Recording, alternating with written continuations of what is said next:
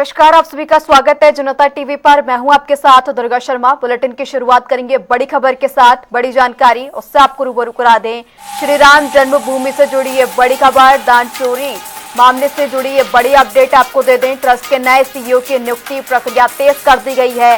दिल्ली में चयन समिति की अहम बैठक हुई है आज। ये बड़ी खबर आपको बता दें, राम मंदिर के लिए सीईओ पद के लिए क्राइटेरिया तय कर दिया गया है। सीईओ बनने के लिए 20 साल का अनुभव जरूरी है। 3 साल के लिए मंदिर में सीईओ का कार्यकाल रहेगा। सीईओ को स्थायी तौर पर अयोध्या में ही रहना होगा। 22 जुलाई को नाम पर मुहर लग सकती है। ये बड़ी जानकारी आपको दे दे। श्री राम जन्मभूमि से जुड़ी ये बड़ी खबर, सीईओ नियुक्त किए जाएंगे। 22 जुलाई को नाम पर मुहर लग सकती है। आज बैठक में क्राइटेरिया तय कर दिया गया है। दिल्ली में ये चयन समिति की अहम बैठक हुई जिसमें क्राइटेरिया तय किया गया है। जानकारी दे दे, राम मंदिर के सीईओ पद के लिए 20 साल का अनुभव होना बेहद जरूरी है। साथ ही साथ 3 साल के लिए मंदिर में ही सीईओ का कार्यकाल तय किया जाएगा। सीईओ को स्थायी तौर पर अयोध्या में ही रहना होगा। ये जानकारी दे दे, 22 जुलाई को सीईओ के नाम पर मुहर लग सकती है। श्री राम जन्मभूमि से जुड़ी ये बड़ी अपडेट आपको दे रहे हैं। इसी पर ज्यादा जानकारी के लिए हमारे सहयोगी बीएस लाठी हमारे साथ फोन लाइन पर जुड़ गए हैं। बीएस लाठी, सीईओ के क्राइटेरिया को लेकर आज अहम बैठक में क्राइटेरिया तय कर दिया गया है। बात करें सीईओ के नामों को लेकर, किन किन के नाम जो है चर्चाओं में है, क्योंकि 22 जुलाई को जो है नाम तय हो सकता है।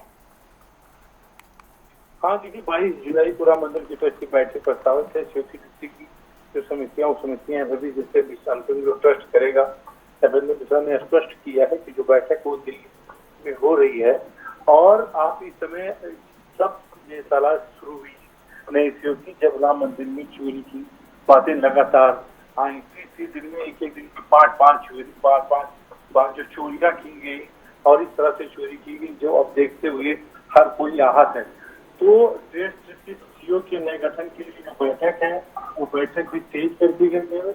और उस बैठक में तमाम चीजें ये निकल के सामने आ रही है कि जो नए सीईओ हैं उनको लेकर के जो समिति है उनकी आज जो बैठक हुई है, आने वाले आगे जो बैठक होगी उसमें तमाम निर्णय लिया गए। और सबकी निगाह आने वाली 22 तारीख को निगाहें जुटी है कि नए सीईओ की जो गठन होगी उसकी तमाम, चाहे वो पूर्व जज हो या पूर्व आईएएस अधिकारी हो या पूर्व ही कोई मजिस्ट्रेट हो, तो उसका संस्कृत के साथ साथ वो हिंदू भी होना जरूरी है। तो इस सब चीज को लेकर सारी जिम्मेदारियां और निगरानियां की गई। जी बीएस लाठी जी, तमाम जो क्राइटेरिया है वो तो तय कर दिया गया है। बात करें कार्यभार सीईओ के नियुक्ति के बाद श्री राम जन्मभूमि में कार्य को लेकर क्या कुछ इसके बदलाव देखने को मिलेंगे? जी बिल्कुल, आपने देखा होगा जो गणना कर्मचारी थे 30 से 35 लोग, उन्होंने सामूहिक इस्तीफा भी दिया था। और तमाम लोगों को ये भी बताया गया था कि जिस तरह से पूछताछ हो रही है, चोरों के ऊपर शिकंजा कसा जा रहा है, तो जो चोर है उनके ऊपर लगातार कार्रवाई हुई। 8 लोग जो जेल में हैं, पूछताछ के बाद की गई, कहीं कोई दिक्कत ना हो, उनकी संपत्ति को खंगाला जा रहा है, कहाँ उन्होंने संपत्ति अटैच की है, आगे क्या कार्रवाई होगी, ये सबको देखते हुए जो दहशत का माहौल है और जो लोगों में डर था, जो लोगों चोरी की है, और पुलिस से लेकर एसआईटी तक तमाम लोगों के ऊपर जो कार्रवाई होगी, जज होगी, पुलिस लगातार कई लोगों के जैसे अंकल मिश्रा है, उसकी वाइफ स्वाति मिश्रा को भी उन्होंने गिरफ्तार किया है। तो ये जो पूरी वो है, वो लगातार सीईओ की बैठक को लेकर ये तैयारियां की गई हैं और जल्द ही राम मंदिर में एक सीईओ देखने को मिलेगा। बीएस लाठी, तमाम जानकारी के लिए आपका शुक्रिया। जानकारी दे दें, श्री राम जन्मभूमि से जुड़ी ये बड़ी अपडेट आपको दे दें। सीईओ की नियुक्ति की जाएगी जिसकी प्रक्रिया तेज कर दी गई है। 22 जुलाई जब नियुक्ति की जाएगी सीईओ की। दिल्ली में आज चयन समिति की बैठक हुई जिसमें सीईओ की नियुक्ति के लिए क्राइटेरिया तय किया गया है। सीईओ बनने के लिए 20 साल का अनुभव तय किया गया है। साथ ही साथ जानकारी दे दें, 3 साल के लिए सीईओ का कार्यकाल इस बैठक में तय किया गया है। सीईओ को स्थानीय तौर पर अयोध्या में ही रहना होगा। जानकारी दे दें, तमाम चर्चाओं के बाद जो नाम यहां पर चयनित किया जाएगा, 22 जुलाई को उनकी नियुक्ति की जाएगी।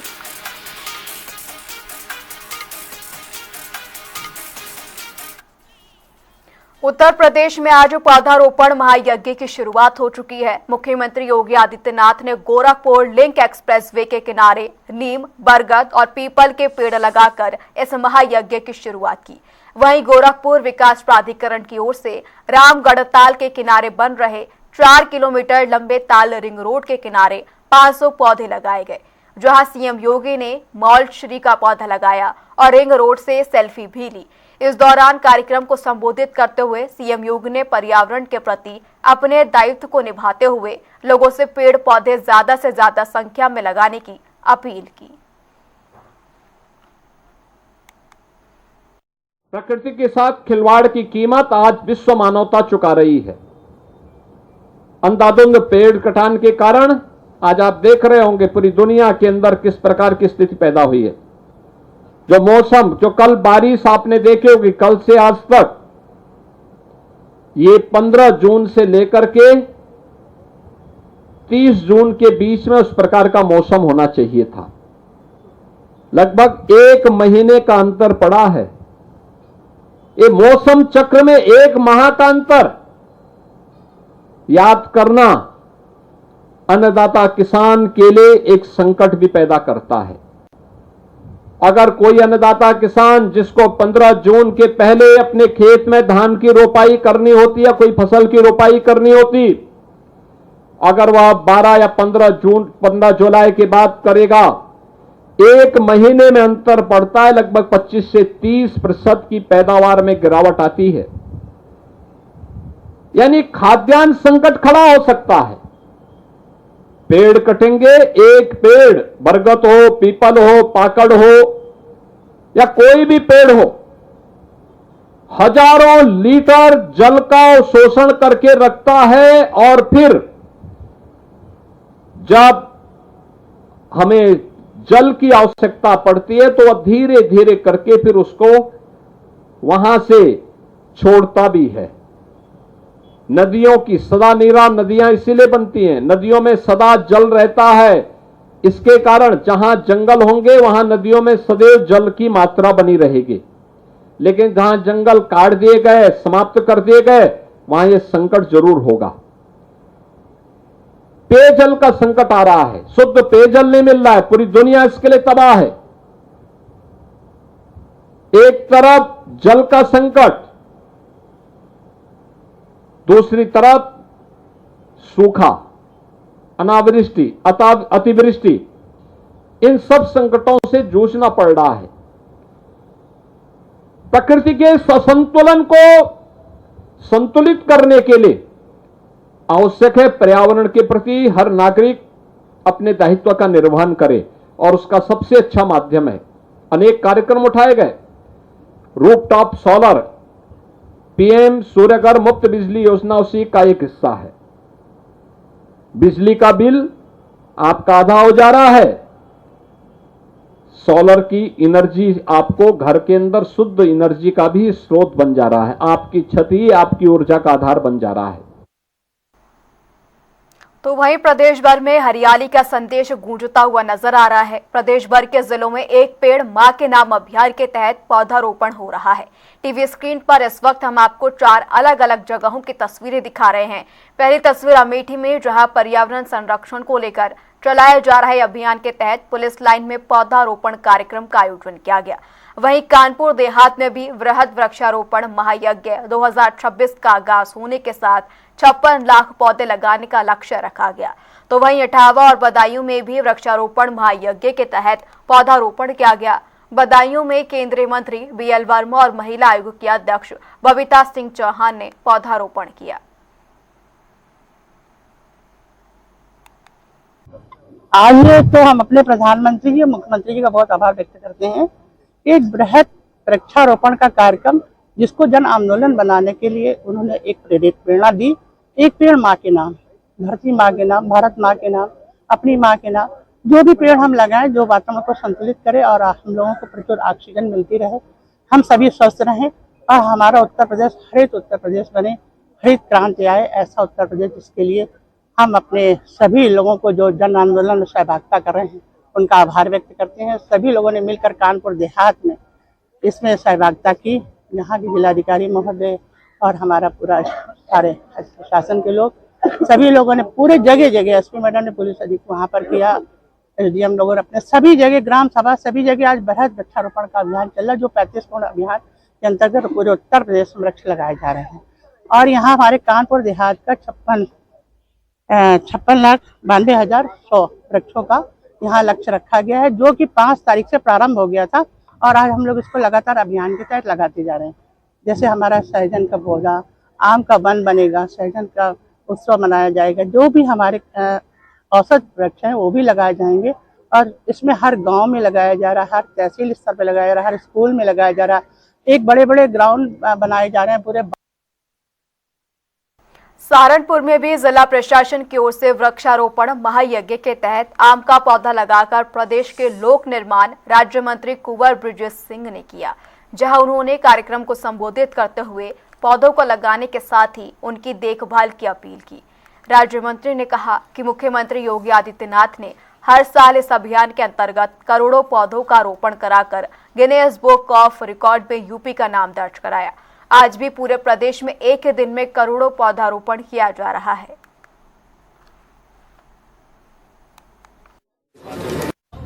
हमारा अधिकतर जो फॉरेस्ट एरिया था वो उत्तराखंड के अंदर चला गया था और धीरे धीरे हमें अपने जो वन आच्छादन क्षेत्र है उसको बढ़ाना था।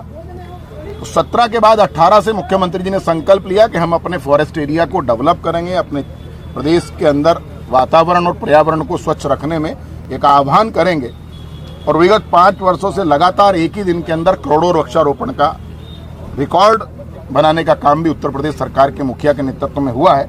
आज भी एक ऐसे ही अभियान की शुरुआत प्रधानमंत्री नरेंद्र मोदी जी के मार्गदर्शन में और उत्तर प्रदेश के यशस्वी मुख्यमंत्री योगी आदित्यनाथ जी के नेतृत्व में गुरु गोरक्षनाथ की पवित्र धरा, उनके पवित्र धाम गोरखपुर से उन्होंने प्रारंभ की है और आज प्रातः 7 बजे से लेकर के शाम के 6 बजे तक पूरे प्रदेश के अंदर करोड़ों वृक्षों का पौधारोपण होगा।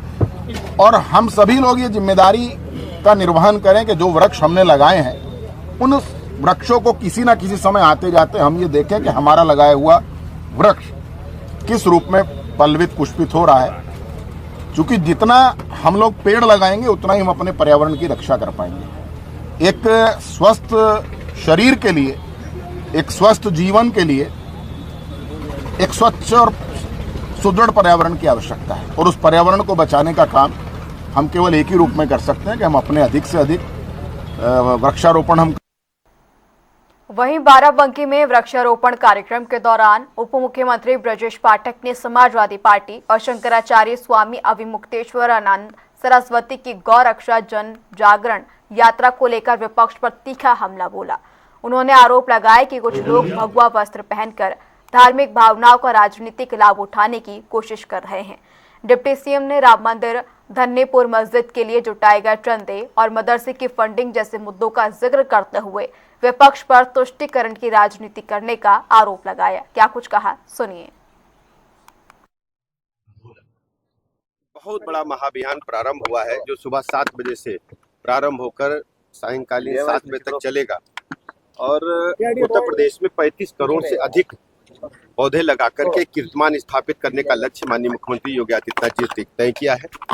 पूरे देश के पैमाने पर मैं कह सकता हूं 17 से अब तक जो वन क्षेत्र है उसको बढ़ाने में हमारी सरकार ने सफलता हासिल की है।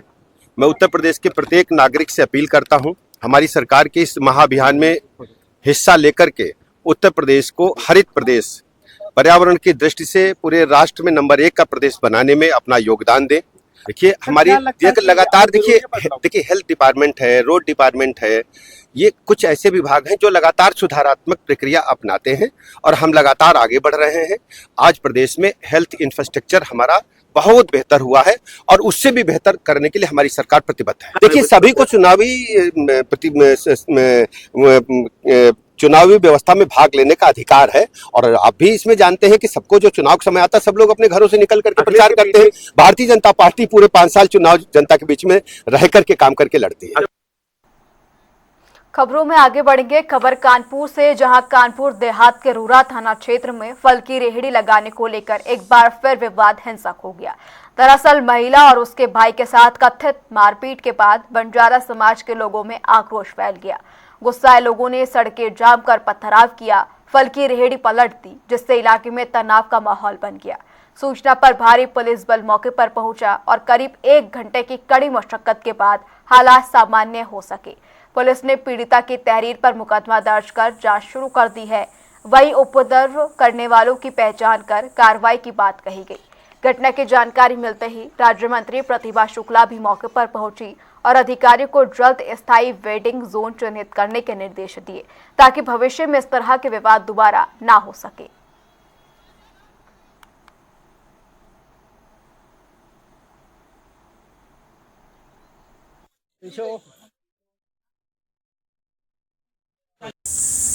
झगड़ा होता शांति व्यवस्था बनाने के लिए योगी जी की सरकार कटिबद्ध है और सारी पुलिस जो है उनकी रक्षा के लिए है। कहीं कोई अन्याय नहीं होगा। जहाँ भी कहीं भीड़ भाड़ है, एक फलों की एक लाइन जो मार्केट है उसके निश्चित कर दी जाएगी जगह कि यहाँ पर आपको मार्केट लगानी है। इसमें कोई वसूली नहीं होगी, किसी तरह की कोई भी किसी के साथ पैसे वसूली नहीं करे जाएंगे और रेवड़ी वाले हैं वो लाइन से अपने ठेले को लगाएंगे। एक जगह निश्चित कर दिया है। ये भीड़ भाड़, रोज लड़ाई झगड़ा, रोज महिलाओं पे हाथ उठाना, रोज इधर को मारना वो मारना, ये सब खत्म होगा और रूरा में मनमानी नहीं चलेगी। सहारनपुर में कावड़ यात्रा को लेकर सुरक्षा व्यवस्था के खास इंतजाम किए जा रहे हैं। वहीं कावड़ मार्ग पर सीसीटीवी कैमरे, ड्रोन और पुलिस पेट्रोलिंग टीमें तैनात रहेंगी। देखिए ये खास रिपोर्ट। उत्तर प्रदेश के सहारनपुर में पुलिस सालाना कांवड़ यात्रा के लिए सुरक्षा और ट्रैफिक के कड़े इंतजाम कर रही है, ताकि कांवड़ियों की यात्रा सुविधाजनक हो। कांवड़ यात्रा जुलाई के आखिर में शुरू होने वाली है।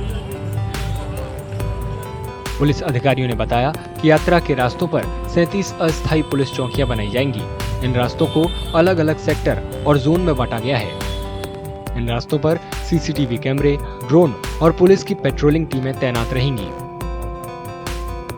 सभी कांवड़ के मार्ग जो है उसको सभी अधिकारियों द्वारा व्यक्तिगत रूप से घूम के देखा गया है। सभी थानों में जो हमारे कांवड़ संघ के लोग हैं, जो लोग शिविर लगाते हैं, उनसे बात हो गई है। उनसे 1 to 1 उनकी समस्याओं के बारे में बात की गई है और किस तरीके से इस बार चीजें व्यवस्थाएं कराई जाएंगी उसको लेकर उनसे चर्चा की गई है। पूरे रूट पे हम लोगों ने 37 टोटल अस्थायी चौकियां हम बना रहे हैं, जहां पर बिल्कुल सीसीटीवी कैमरे, लाउड हेलर का जो सिस्टम है और पूरे वहां पे एक तरीके से आप देखेंगे कि मिनी थाने की व्यवस्था रहेगी, ताकि राउंड द क्लॉक जो है पूरे हर मार्ग पर पुलिस की जो है विजिबिलिटी बनी रहे। पुलिस ने यात्रियों को सलाह दी है कि वे दिल्ली देहरादून एक्सप्रेसवे का इस्तेमाल न करें और तय रास्तों पर ही आवागमन करें। एक्सप्रेसवे सिर्फ गाड़ियों के लिए खुला रहेगा। इस बार एक नई चीज ये है कि जो हमारा दिल्ली देहरादून एक्सप्रेसवे है वो पूरी तरह से फंक्शनल हो गया है। इसको लेके जो प्लानिंग हुई है वो ये है कि किसी भी प्रकार का कोई भी कांवड़ का मूवमेंट हम लोग एक्सप्रेसवे पे नहीं रखेंगे। कांवड़ यात्रा शिव भक्तों की सबसे बड़ी सालाना तीर्थ यात्राओं में एक है। इस यात्रा में लाखों शिव भक्त शामिल होते हैं। वे नदियों से पानी लेकर देश भर के शिव मंदिरों में चढ़ाते हैं। इस साल कांवड़ यात्रा 30 जुलाई को सावन महीने की शुरुआत के साथ शुरू होगी। यात्रा 11 अगस्त को खत्म होगी।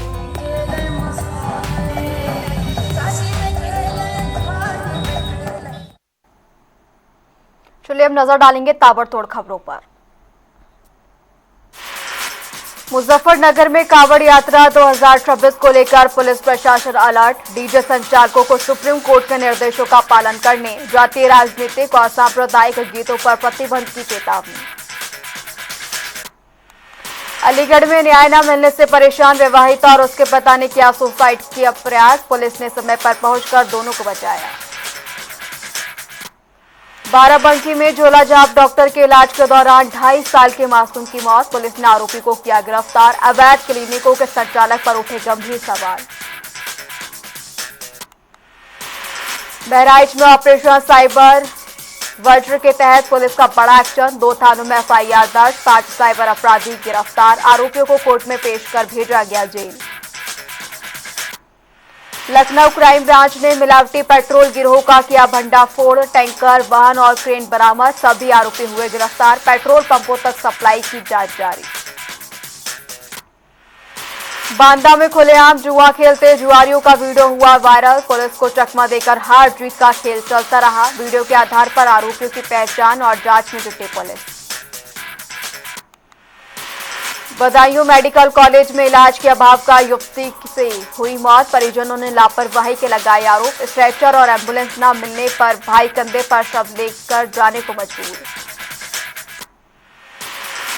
लखनऊ में सीएनजी सिलेंडरों से लदी डीसीएम बाइक को कई किलोमीटर तक घसीटती रही। चिंगारियों से बड़े हादसे का खतरा हुआ पैदा। ट्रैफिक पुलिस की तत्परता से टली बड़ी दुर्घटना। भदोई में नहर किनारे अज्ञात युवक का शव मिलने से सनसनी। पुलिस ने शव कब्जे में लेकर शुरू की जांच पड़ताल। हाथरस में ट्यूशन से लापता हुए 12 साल के मासूम को पुलिस ने सकुशल बरामद कर परिजनों को सौंपा। परिवार ने ली राहत की सांस। संत कबीर नगर पुलिस ने तकनीकी मदद से 60 लाख रुपए की कीमत के 161 गुमशुदा मोबाइल फोन किए बरामद। सर्विलांस टीम को उत्कृष्ट कार्य के लिए 25,000 रुपए पुरस्कार देने की घोषणा। इटावा में पहली बारिश में नई सड़क का किनारा धंसा। गहरे गड्ढों से 2 लोग गंभीर रूप से घायल। ग्रामीणों ने घटिया निर्माण के लगाए आरोप।